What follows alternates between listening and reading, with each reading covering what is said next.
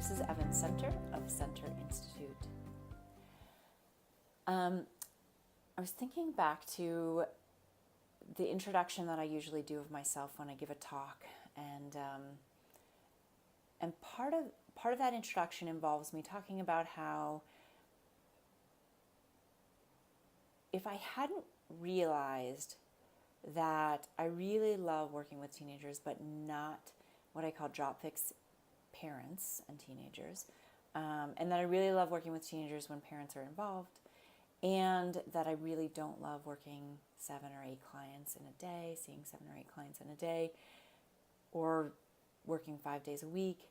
And if I had gone into private practice and signed up for all the insurance panels, or not charged enough and not been on the insurance panels, either way, it doesn't really matter, and needed to see that many clients and needed to see whoever walked through the door, because I wasn't clear about who I really feel passionate about working with and who I work best with. If I hadn't realized all those things, and if I hadn't gone down the path that I've gone down, I probably would have a pretty full practice, right? Like I could get clients. Like I'm a good therapist. I get good referrals.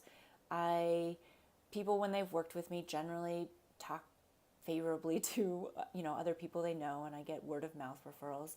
So I might have a full practice, but I might also be running myself into the ground. I might be heading toward burnout. And I want to talk about this today for just a couple minutes here, because I think sometimes when therapists are successful, that can look like seeing 7 or 8 clients a day, 4 to 5 days a week, making fantastic money, seeing a wide range of clients, or even clients within a niche, but maybe not all entirely clients that you really love working with. So not necessarily screening, not necessarily feeling like you can turn away clients who don't feel like a great fit. And I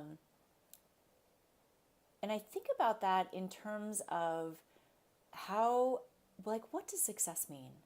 And how do we create success for ourselves? And how do we, as our own bosses, be good bosses to ourselves? What does that look like? Does that look like, saying, you know what, you need to do this 7 clients a day, 5 days a week for the next 6 years, and then you can start tapering off because you will have made enough money. And if that's your goal, great. But if that's not your goal, and you're sitting there with a full practice and thinking, is there any way I could do this differently? Do I really have to see clients that I don't love working with? Or that I don't feel like I am my best self with? Do I really have to see this many in a day? Do I have to deal with no-shows? Do I have to deal with clients that are less than fully committed? My answer to that would be no, absolutely not. You do not have to deal with any of that. You're the boss. You get to make the call, and you get to structure your practice in a way that allows you to make those calls. So I want you to think about that. I want you to start examining how what you are choosing to do is a choice, and how it is maybe the default of what we all learned when we were working in agencies, and how you might begin to do it differently. I think I know one way to do it differently. I'm sure there are a lot of different ways to do it differently, but stay tuned. I will continue to share ideas about how to do it differently, how I do it differently, and how you can too. All right, talk soon.